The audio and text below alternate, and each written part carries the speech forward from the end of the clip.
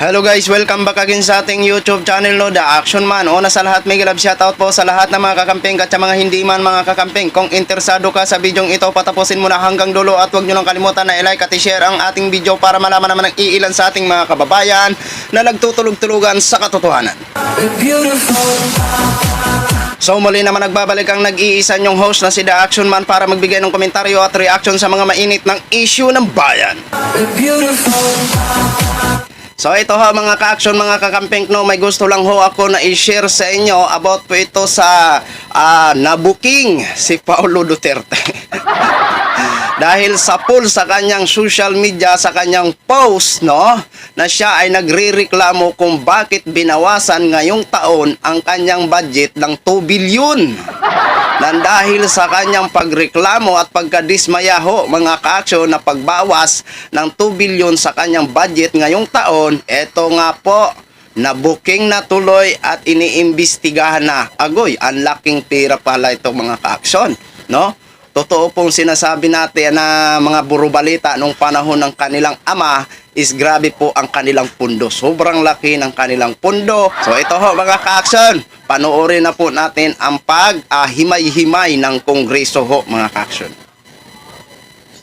Tindigan ang House Appropriations Committee na kailangan balansehin ng Kamara ang distribusyon ng budget sa mga mambabatas. Ito'y matapos magpahayag ng pagkadismaya si Davao City 1st District Representative Paulo Duterte sa ginawang pagbawas ng Kamara ng alokasyon na budget sa kanyang distrito ngayong taon.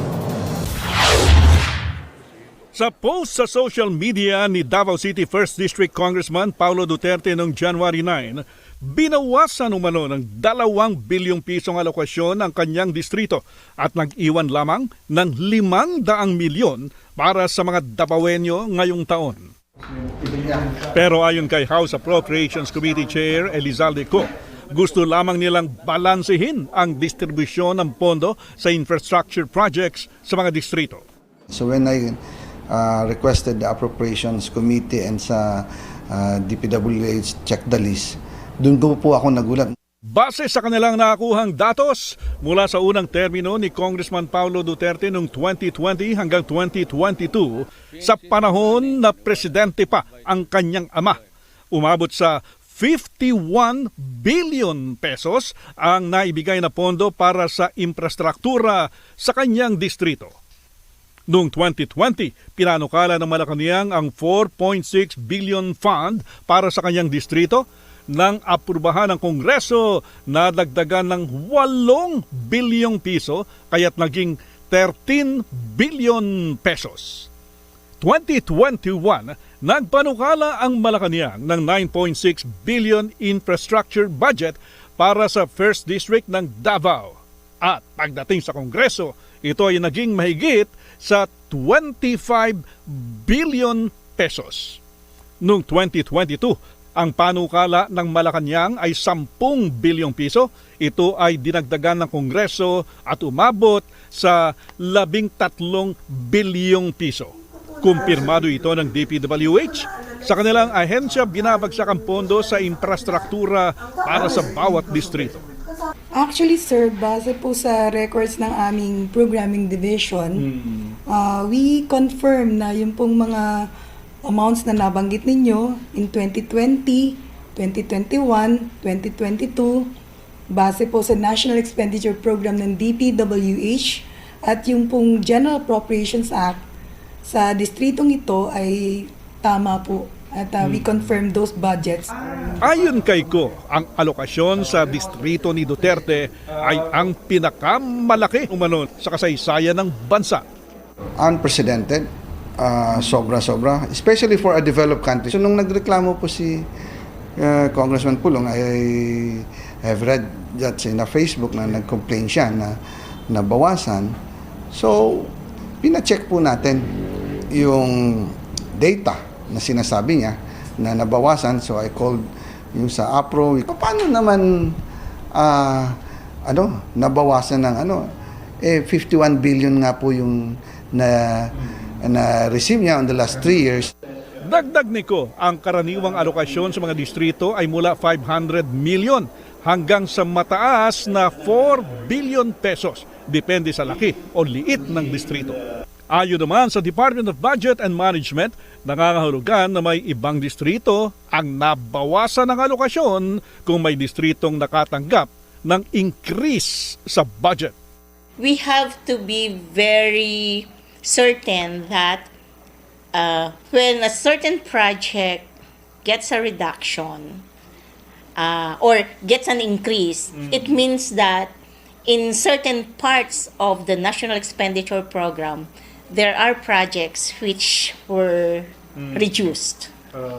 It's because of we cannot increase the budget submitted by the President.